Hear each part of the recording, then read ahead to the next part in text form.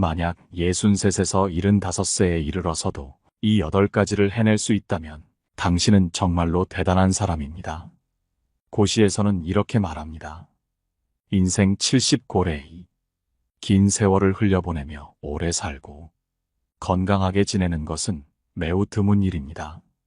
장수는 축복입니다.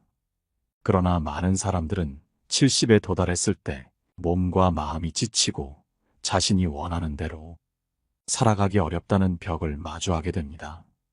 인생에서 예수는 큰 전환점이며 이후의 시기는 더 많은 여유와 평온을 누릴 수 있는 귀중한 시간입니다. 만약 당신이 63에서 75세에 이르러서도 이 8가지를 해낼 수 있다면 당신은 정말 특별한 사람입니다. 첫째, 몸이 건강하고 일상생활을 스스로 관리할 수 있는 상태.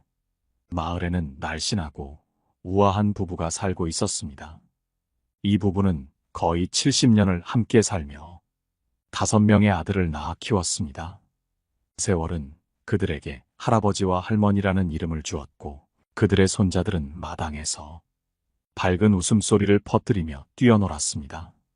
이 노부부는 마을 중앙의 낡은 집에서 작은 가게를 운영하며 살았습니다. 필요한 것은 아들들이 보내주는 밀가루로 충분했습니다. 병원에 입원했을 때도 그들은 자녀들에게 돈을 요구하지 않았습니다. 노부부 중 할아버지 한 분이 큰 병을 앓았지만 5명의 아들이 치료비를 분담하며 부모를 돕는데 주저함이 없었습니다. 노부부는 하루 3끼 외에는 더 이상 신경 써야 할 일이 없었습니다. 생활에 자잘한 물품들은 아들들이 공급해 주었고 그들은 단지 매일의 삶을 정갈하게 다듬으며 보내고 있었습니다. 여름에는 나무 그늘 아래에서 시원한 바람을 맞으며 쉬고 겨울에는 집 앞에서 양을 돌보며 편안한 하루하루를 보냈습니다. 두 분 모두 90세가 넘었고 마지막 순간까지 병원에 오래 머물지 않았으며 자녀들에게 큰 부담을 주지도 않았습니다. 마을 사람들은 그들을 존경했고 그들을 복이 많은 사람이라고 칭송했습니다.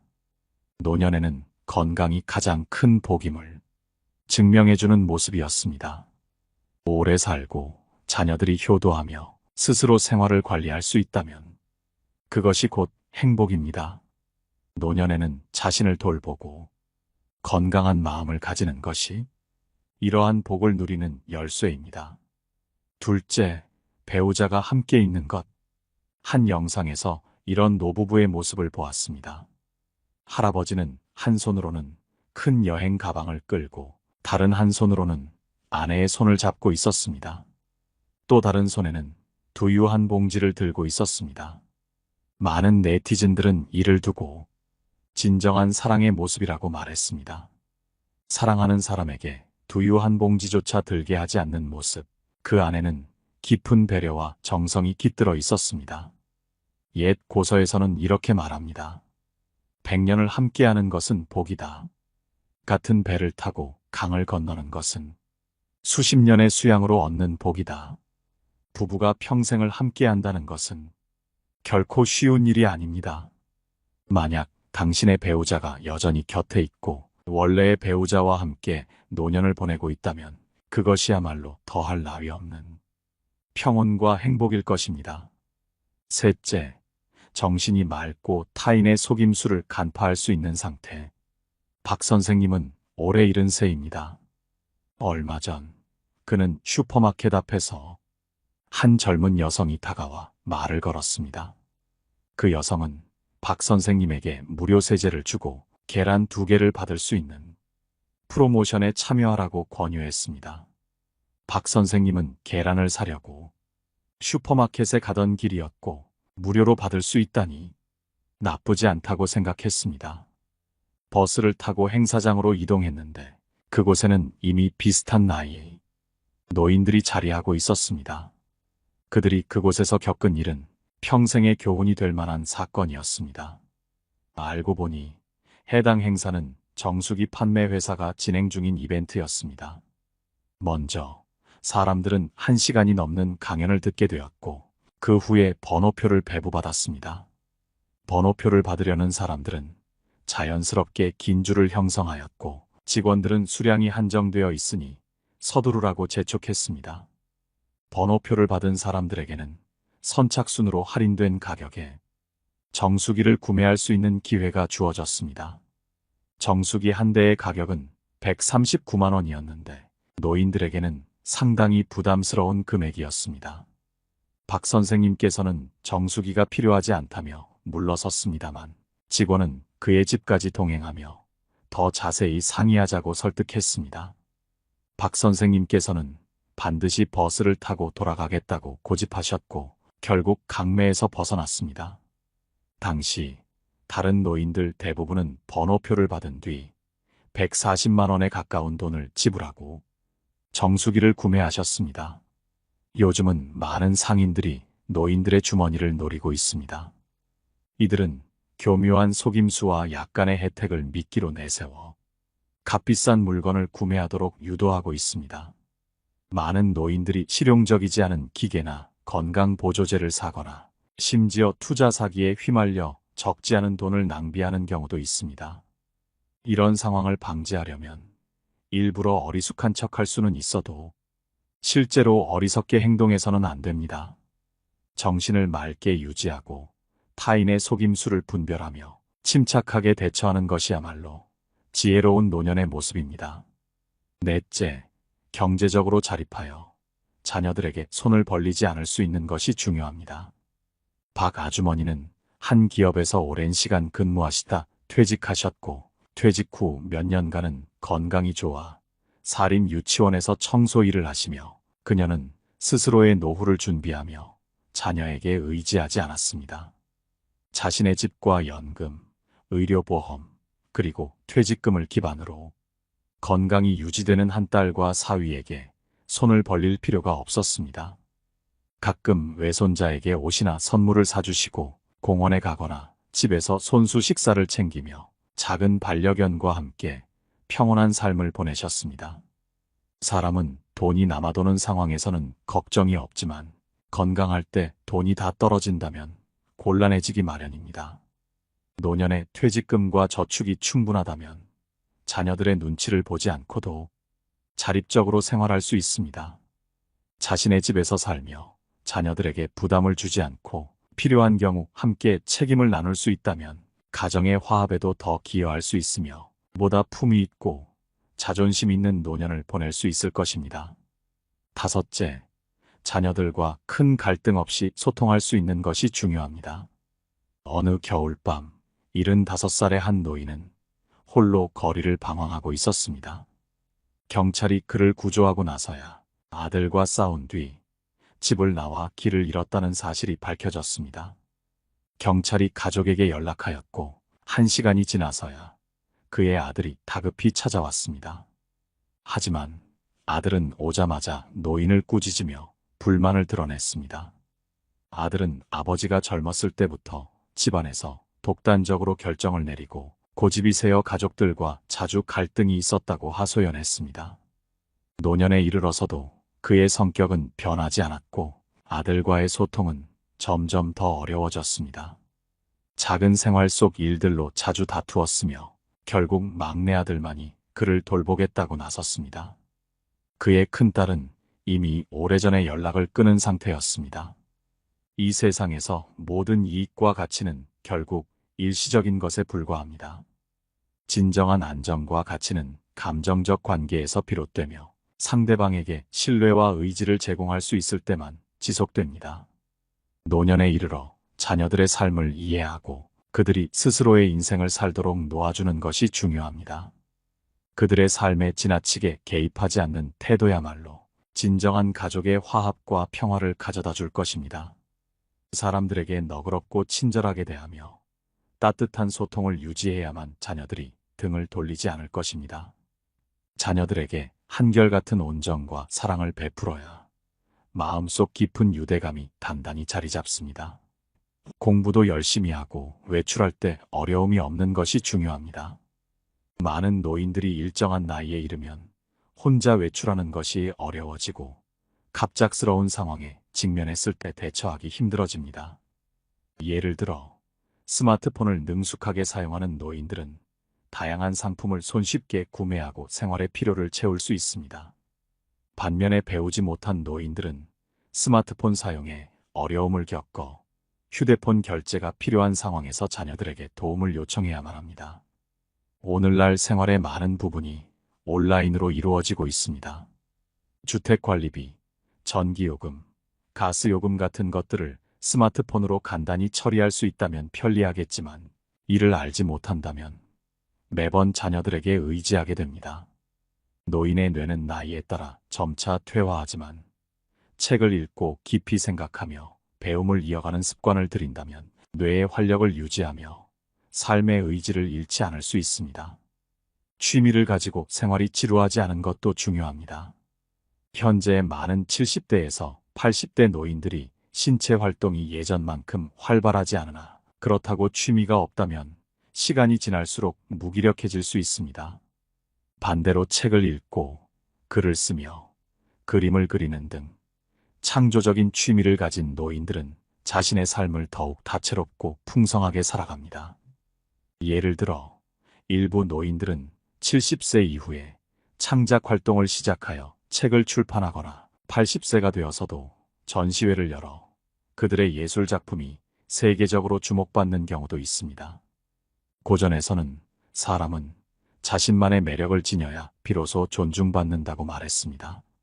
노인들에게 알맞은 취미는 단순한 오락 이상의 의미를 가지며 삶의 깊이를 더해줄 수 있는 소중한 기회가 됩니다.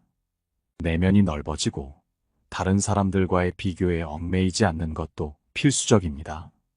한 아파트 단지에 사는 80세의 할머니는 늘 미소를 띠며 지팡이를 짚고 단지 내 벤치에 앉아 계십니다. 다른 노인들이 모여 자녀를 탓하거나 퇴직금이 적다고 불평할 때 그녀는 그런 대화에 참여하지 않고 오히려 담담히 주변을 살핍니다. 그녀의 아들과 며느리는 그녀에게 친절하게 대하고 손자 또한 그녀를 깊이 공경합니다. 이 모든 것은 그녀가 가진 너그러움과 평온한 성품 덕분입니다. 그녀는 자신과 다른 사람을 비교하지 않으며 불만 대신 삶을 존중하는 태도를 지닙니다. 노년에 이르면 성격이 크게 변할 수도 있지만 마음을 넓히고 평정심을 유지하는 것은 건강한 노년을 보내는데 필수적입니다. 오늘날 7080대의 나이는 과거처럼 늙은 나이로만 간주되지 않습니다. 의료기술의 발전과 생활 수준의 향상, 그리고 건강의식의 증대 덕분에 많은 노인들이 예전보다 더 건강하고 정신적으로도 밝은 상태를 유지하고 있습니다. 따라서 노인들은 더욱 신중하고 자제력 있게 행동하며 건강과 평온 속에서 노년을 아름답게 꾸려갈 수 있어야 합니다. 이처럼 인생의 황혼기에 접어든 나이는 긴 세월을 돌아보며 남은 여생을 충실히 가꾸기 위한 중요한 시점입니다. 만약 당신이 위에서 언급된 모든 것을 실천할 수 있다면 정말로 대단한 사람이라 할 수 있습니다. 그리하여 풍요롭고 행복하며 의미 있는 노년을 맞이할 수 있을 것입니다. 퇴직 후 노인들은 신체 건강과 상관없이 반드시 피해야 할 4가지 장소가 있습니다. 장 선생님께서는 퇴직 후 여유롭고 평화로운 노년을 보내기를 꿈꾸셨습니다. 하지만 어느 날의 사건은 그분께 깊은 교훈을 남기며 노인들이 절대 피해야 할 장소가 있다는 깨달음을 안겨주었습니다. 그날은 햇살이 따스하게 내려앉은 주말이었습니다. 장 선생님은 오랜 친구와 함께 새로 발견한 낚시터로 향했습니다. 처음에는 그곳이 자연과 조화롭게 어우러진 평온한 장소로 느껴졌습니다. 그러나 도착해보니 예상과는 달리 그곳은 인적이 드물고 강물은 깊고 흐름이 빠르며 어딘가 위태로워 보였습니다. 친구의 간청을 차마 거절하지 못한 장 선생님은 조용히 자리를 잡고 낚싯대를 들이웠습니다. 하지만 시간이 흐르며 불안한 예감이 현실로 다가왔습니다. 앉아있던 자리가 점차 미끄러워지더니 의자가 강물 쪽으로 기울어졌고 결국 그는 물속으로 빠지고 말았습니다. 그 순간 가슴이 터질 듯한 공포와 싸우며 장 선생님은 다행히 수영 실력 덕분에 목숨을 건질 수 있었습니다. 그 후 그는 주변 사람들에게 이렇게 말했습니다. 노년에 접어들면 4가지 장소는 반드시 피해야 합니다. 이건 제가 몸소 겪은 교훈입니다. 첫 번째, 기원과 체스방. 많은 노인들은 기원을 시간을 보내는 즐거운 장소로 여깁니다. 하지만 기원은 도박의 위험을 내포하고 있습니다. 퇴직 후 수입이 한정된 노인들에게 노후 자금은 생활비뿐만 아니라 돌발 상황에 대비해야 할 중요한 자원입니다. 그러나 기원에서 작은 금액으로 시작한 게임은 어느새 중독으로 이어질 수 있습니다. 처음에는 조금만 즐기자는 마음으로 시작하지만 그 끝은 예측하기 어렵습니다. 체스나 카드 게임은 이성과 기술로 제어하기 어려운 확률 게임일 뿐입니다. 이로 인해 오랜 세월 모은 재산을 하루아침에 잃는다면 그 충격과 후회는 이루 말할 수 없을 것입니다. 게다가 이러한 경제적 손실은 가족 간의 불화를 일으켜 가정의 따뜻함이 차가운 냉기로 변할 수 있습니다. 두 번째, 시끄러운 유흥시설.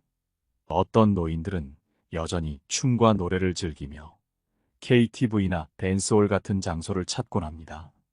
이곳은 스트레스를 해소할 수 있는 공간이 될 수도 있지만 동시에 여러 가지 위험이 도사리고 있습니다. 어두운 조명과 북적이는 사람들 속에서 신체적인 위험이 발생할 가능성이 높습니다. 넘어질 경우 뼈가 약해진 노인들에게는 심각한 골절로 이어질 수 있습니다. 더 나아가 일부 사기꾼들은 노인들의 느린 판단력을 악용해 불필요한 물건을 강매하려 들기도 합니다. 또한 이런 장소는 공기가 탁하고 소음이 가득 차 있어 노인들의 건강에 해를 끼칠 수 있습니다. 술과 담배 연기가 뒤섞인 환경은 신체적 부담을 가중시킵니다. 장 선생님께서는 이와 같은 장소의 위험성을 직접 겪으며 깨달았습니다. 노년에는 신중한 선택이 필요하며 몸과 마음을 안전하게 보호할 수 있는 환경을 우선시해야 합니다. 이와 같은 교훈은 단순한 경험이 아니라 더 평온하고 의미 있는 노년을 살아가기 위한 지혜라고 할 수 있을 것입니다. 노인들의 폐 기능이 약해지면서 연기와 술 냄새로 가득 찬 공간은 마치 숨이 막히는 안개 속을 걷는 듯한 고통을 안겨줍니다. 이러한 환경은 호흡기를 자극해 기침과 천식을 유발하거나 병을 더욱 악화시킬 수 있습니다. 세 번째로 피해야 할 장소는 사람이 붐비는 시장입니다. 노인들은 저렴한 물건을 찾는 기쁨의 시장을 자주 찾곤 하지만 그곳의 복잡함은 예상치 못한 위험을 동반합니다. 시장은 많은 사람들로 가득 차 있으며 사람들 사이를 오가는 일이 쉽지 않습니다. 노인들은 이러한 환경에서 걸음을 조심스레 떼야 하지만 빠르게 움직이는 이들과 부딪히거나 밀칠 위험이 큽니다. 더구나 시장의 바닥은 울퉁불퉁하고 상점 사이 통로는 좁으며 장애물이 많아 넘어질 위험을 증가시킵니다. 몸의 균형 감각이 예전 같지 않은 노인들에게 이런 환경은 크나큰 도전이 됩니다. 신체적인 위험뿐 아니라 시장의 시끄러운 소음은 정신 건강에도 악영향을 미칩니다. 끊임없이 들려오는 소음은 마치 마음속 평화를 흔드는 파도처럼 불안과 짜증을 유발할 수 있습니다. 또한 물건 가격을 두고 상인들과 실랑이를 벌이다가 결국 화가 나 혈압이 오르거나 병원을 찾는 경우도 발생합니다. 그 몇 원을 아끼려던 마음은 결국 더 큰 비용을 초래할 수 있습니다. 네 번째는 고위험 관광지입니다. 최근 노인들 사이에서 산을 오르거나 자연 속에서 시간을 보내는 것이 인기를 끌고 있지만 이러한 여행지에는 세심한 주의가 필요합니다. 특히 개발이 미완료된 산악지역은 길이 험하고 안전시설이 부족해 위험합니다. 산세가 가파르고 지형이 복잡한 곳에서는 유연성과 체력이 떨어진 노인들에게 더욱 어려운 환경이 됩니다. 등반 도중 체력이 떨어지거나 발을 헛디디는 순간 작은 실수가 돌이킬 수 없는 결과를 초래할 수 있습니다. 다음으로 수영을 즐기는 노인들도 잘 알려지지 않은 해역은 피해야 합니다. 바다는 아름다움 속에 위험을 품고 있으며 물살과 해수의 압력, 온도의 변화는 몸에 큰 부담을 줄 수 있습니다. 노인들의 신체는 이러한 환경에 적응하기 어렵고 생명을 위협하는 상황까지 이를 수 있습니다. 제가 아는 한 할아버지께서는 바다에서 잠수를 즐기다 갑작스러운 파도에 휩쓸려 실종되었습니다. 구조대가 오랜 시간 수색했으나 결국 시신조차 찾지 못했고 가족들은 크나큰 슬픔과 후회를 안고 살아가야 했습니다. 남겨진 유해조차 없었던 탓에 가족들은 의관총을 세우고 그리움을 달래며 그의 흔적을 기리기로 했습니다. 이 모든 것을 종합해 볼 때 노년기에 접어든 분들은 이러한 4가지 장소를 피하는 것이 현명한 선택입니다. 이는 활동을 제한하기 위함이 아니라 스스로의 안전과 건강을 지키며 평화롭고 품격 있는 노년을 누리기 위한 방편입니다. 노인들에게 남은 시간은 소중하며 그것을 안전하게 보내는 것은 자신과 가족 모두를 위한 책임이기도 합니다. 부모님이 나이가 들어가면서 직접 모실 것인지 혹은 요양원에 맡길 것인지에 대한 고민은 누구나 한 번쯤 마주하게 됩니다. 이 문제는 단순히 정답이 없는 난제처럼 보일 수 있지만 부모님을 부양하는 것은 자녀로서 마땅한 도리라는 사실을 간과할 수 없습니다. 그렇다고 해서 현실의 어려움을 외면할 수는 없기에 각 가정마다 상황에 맞는 최선의 선택이 중요하다는 점을 이해해야 합니다. 과거 세대는 부모님을 위해 자신을 기꺼이 희생하며 효도를 삶의 제일 가치로 여겼습니다. 하지만 오늘날 젊은 세대는 각자의 삶을 중요하게 생각하며 부모님을 부양하는 것을 필연적인 의무로 여기지 않는 경향이 있습니다. 대신 요양원이나 간병인을 통해 부모님을 돌보는 것이 모두에게 더 나은 선택이라고 믿는 경우도 많습니다. 이처럼 부모님을 돌보는 방식은 사람마다 다르지만 당신은 어떠신가요? 부모님이 연로하시면 직접 돌보실 건가요? 아니면 요양원에 모시겠습니까? 각자의 생각이 다를 수 있기에 아래 2사람의 이야기를 들어보시길 권합니다. 첫 번째 이야기는 50살의 김 씨입니다. 김 씨의 부모님은 80을 넘기셨고 2분 모두 나이가 드시며 점차 돌봄이 필요해졌습니다. 김 씨와 그의 형제는 부모님을 요양원에 모시는 결정을 내리기까지 많은 고민을 거쳤습니다. 부모님이 건강하셨을 때는 자립적으로 지내셨기에 부담이 크지 않았습니다. 부모님은 고향에서 살며 자녀들과 동거를 원치 않으셨고 자녀들은 주말마다 방문하거나 돈을 보내며 부모님이 편히 지내시도록 돕고 있었습니다. 하지만 아버지가 암에 걸리신 후 상황은 달라졌습니다. 병이 닥치기 전까지만 해도 김 씨의 아내와 동생의 아내는 서로 좋은 관계를 유지하며 자주 쇼핑도 다녔습니다. 그러나 아버지의 병이 깊어지며 간병이 필요해졌을 때 동생의 아내는 불만을 품고 돌봄을 거부했습니다. 김 씨의 아내는 강인한 사람은 아니지만 손해를 감내하는데 인내심을 가진 사람이었습니다. 그녀는 가정을 위해 묵묵히 아버지를 돌보기로 했고 불평 한마디 없이 헌신했습니다. 처음에는 김 씨의 아내와 동생의 아내가 함께 아버지를 돌보며 김 씨와 그의 동생은 가정을 부양하기 위해 돈을 벌기로 했습니다. 그러나 동생의 아내는 마작을 즐기며 집에 머무르는 날이 드물었고 간병은 자연히 김 씨의 아내에게 전적으로 맡겨졌습니다. 김 씨의 아내는 동생의 아내가 무책임하고 게으르다고 생각했고 이런 상황은 2사람 간의 갈등으로 이어졌습니다.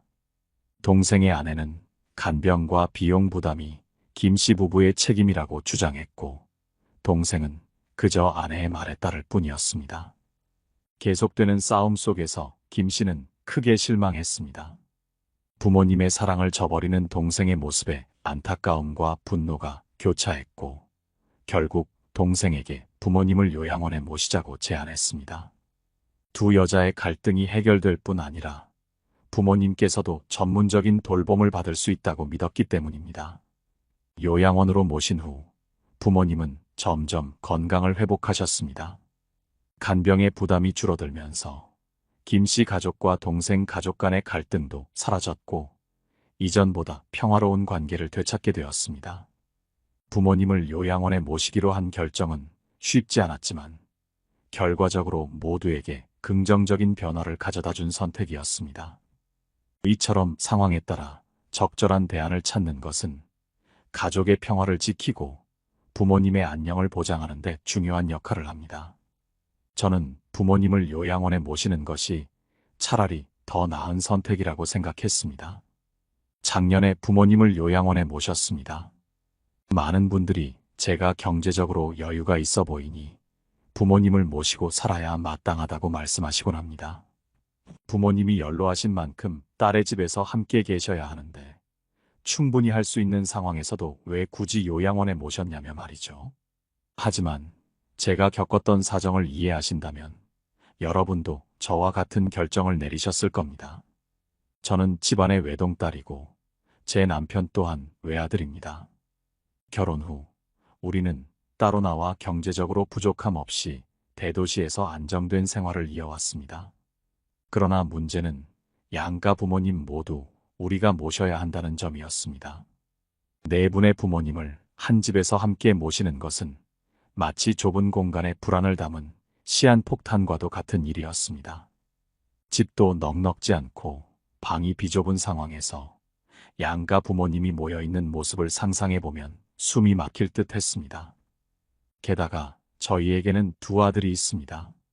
아이들이 커가면서 언젠가 결혼도 시켜야 하고 집도 마련해 주어야 합니다. 그래서 우리는 미래를 위해 열심히 일하며 두 아들에게 각각 집 한 채를 마련해 줄 꿈을 꾸고 있었습니다. 몇 년만 더 고생하면 가능할 것이라 믿었지만 네 분의 부모님을 모시는 순간 그 계획은 물거품이 될 게 뻔했습니다. 실제로 부모님들이 잠시 저희 집에 머물렀던 적이 있습니다. 그때의 기억은 아직도 생생합니다. 함께 계시는 동안 서로의 생활 습관과 성격 차이로 인해 작은 불씨가 큰 다툼으로 번지곤 했습니다. 어머니가 늦잠을 자면 장모님이 불평을 하셨고 아버지께서 기침이라도 하시면 장모님은 소음이라며 짜증을 내셨습니다. 이러한 상황에서 누구의 편을 들지도 못한 채 중재하려 애쓰던 저와 남편은 늘 난처하고 지쳤습니다. 결국 우리는 부모님들이 더 나이 드시고 자립이 어려워지면 요양원에 모시는 것이 가장 현명한 선택이라는 결론에 도달했습니다. 서로의 감정을 존중하기 위해 각자 집에서 지내시도록 하고 필요할 때만 찾아뵙는 방식을 택했습니다. 부모님들도 어느 정도 저축해 놓으신 돈이 있었기에 당장은 큰 문제가 없을 것이라 판단했습니다. 그리고 요양원에서는 전문적인 돌봄과 관리가 이루어지니 부모님들도 보다 안정적으로 지내실 수 있으리라 생각했습니다. 요양원에 계시면서 부모님은 편안히 지내고 계십니다. 전문적인 간호와 따뜻한 보살핌 속에서 이전보다 훨씬 더 건강하고 행복해 보이십니다. 우리 부부는 마음의 짐을 덜어내고 다시금 안정된 일상으로 돌아갈 수 있었습니다. 부모님께서 행복하신 만큼 우리 또한 더 큰 기쁨과 안심을 느낍니다. 오늘의 이야기가 여러분의 고민에 작은 도움이 되었기를 바랍니다. 구독하지 않으셨다면 잊지 말고 눌러주시길 부탁드립니다. 감사합니다. 노후에 빛나는 지혜였습니다.